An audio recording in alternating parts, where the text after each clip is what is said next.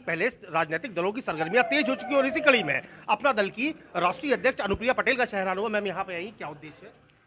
आज हमारी जनपद फतेहपुर में मंडलीय जनसभा का आयोजन किया गया है। पार्टी निरंतर लोकसभा चुनाव 2024 को देखते हुए उत्तर प्रदेश के विभिन्न मंडलों में मंडल स्तरीय जनसभाओं का आयोजन कर रही है।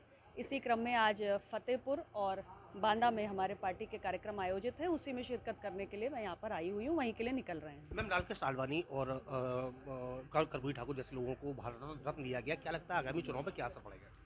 भारत सरकार ने दो महत्वपूर्ण निर्णय लिए। सामाजिक न्याय की विचारधारा के पुरोधा के रूप में सम्माननीय कर्पूरी ठाकुर जी को भारत रत्न के सम्मान से उन्होंने नवाजा है और ये कार्य तो बहुत पहले किया जाना चाहिए था, लेकिन बड़े दुख की बात है, दुर्भाग्य की बात है कि हमारे पूर्व की सरकारों ने कभी भी कर्पूरी ठाकुर जी को इतने बड़े सम्मान से अलंकृत करने के बारे में सोचा भी नहीं।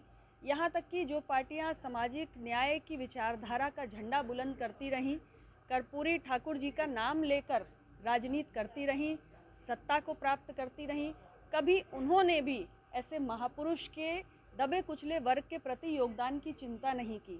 लेकिन मुझे गर्व है कि माननीय प्रधानमंत्री श्री नरेंद्र मोदी जी की सरकार ने कर्पूरी ठाकुर जी के दबे कुचले वर्गों के प्रति जो समर्पण, जो योगदान रहा, उसको सम्मान देने के लिए भारत का सर्वोच्च नागरिक सम्मान भारत रत्न उनको देने का निर्णय किया है। और साथ ही भारतीय जनता पार्टी के करोड़ों कार्यकर्ताओं के अभिभावक स्वरूप लंबे समय तक उनका मार्गदर्शन करने वाले वरिष्ठ नेता सम्मानीय श्री लालकृष्ण आडवाणी जी के लिए भी सरकार ने भारत रत्न से उन्हें सम्मानित करने का फैसला किया है। हम अपनी पार्टी की ओर से इस निर्णय का स्वागत करते हैं। अखिलेश यादव का कहना है कि ये राजनीति पे प्रेरित होकर किया गया है। देखिए, नज़र खराब हो तो ठीक की जा सकती है, नज़रिया खराब हो तो उसका कोई इलाज नहीं होता।